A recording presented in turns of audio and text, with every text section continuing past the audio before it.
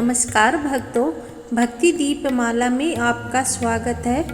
आज हम आपके लिए कामिका एकादशी की व्रत कथा लेकर के आए हैं। साथ में कामिका एकादशी का महत्व तथा यह कब है, शुभ मुहूर्त बताएंगे।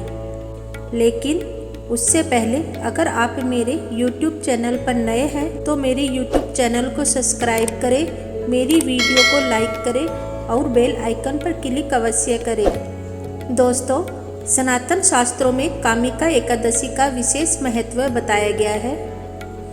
मान्यता के अनुसार कामिका एकादशी पर भगवान विष्णु की पूजा करने से बिगड़े काम पूरे होते हैं।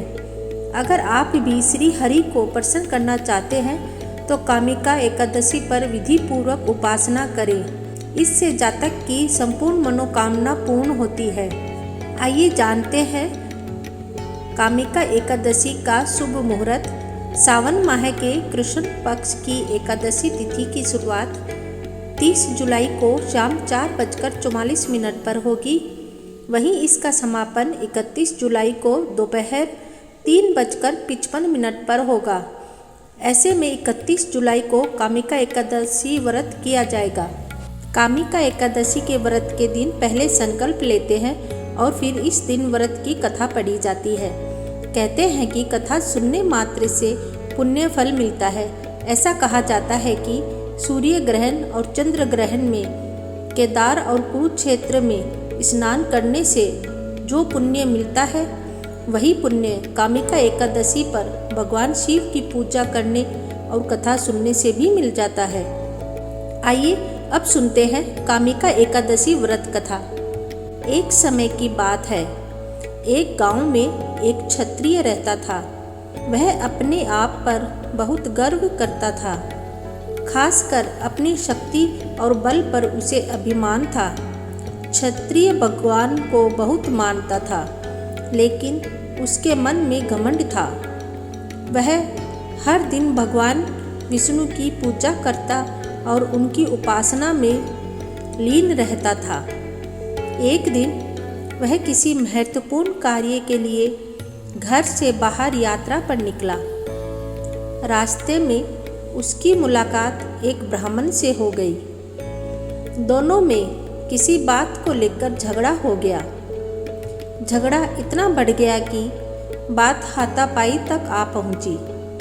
क्षत्रिय बहुत बलवान था, इसलिए ब्राह्मण अपनी दुर्बलता के कारण क्षत्रिय के वार को सहन न कर पाया और वहीं गिर गया और उसकी मृत्यु हो गई।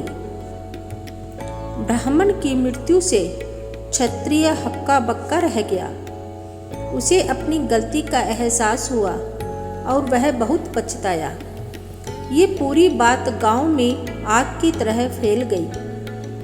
क्षत्रिय युवक ने गांव वालों से क्षमा याचना की और ब्राह्मण का अंतिम संस्कार खुद करने का वचन दिया।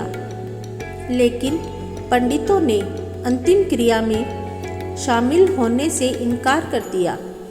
तब उसने ज्ञानी पंडितों से अपने पाप को जानना चाहा, तो पंडितों ने उसे बताया कि उसे ब्रह्म हत्या दोष लग चुका है, इसलिए हम अंतिम क्रिया के ब्राह्मण भोज में आपके घर भोजन नहीं कर सकते हैं। यह सुनकर क्षत्रिय ने ब्रह्म हत्या दोष के प्रायश्चित का उपाय पूछा। तब पंडितों ने कहा कि जब तक वह सावन मास के कृष्ण पक्ष की एकादशी तिथि को विधि पूर्वक भगवान विष्णु की पूजा नहीं करता और ब्राह्मणों को भोजन नहीं कराता और दान दक्षिणा नहीं देता, तब तक वह ब्रह्म हत्या दोष से मुक्त नहीं हो सकता है। क्षत्रिय ने ब्राह्मण के अंतिम संस्कार के बाद पंडितों की सलाह मानते हुए कामिका एकादशी के दिन पूरी श्रद्धा और विधि के अनुसार भगवान विष्णु की पूजा की। फिर उसने ब्राह्मणों को भोजन कराया और दान दक्षिणा भी दी। इस तरह भगवान विष्णु की कृपा से वह क्षत्रिय ब्रह्म हत्या दोष से मुक्त हुआ।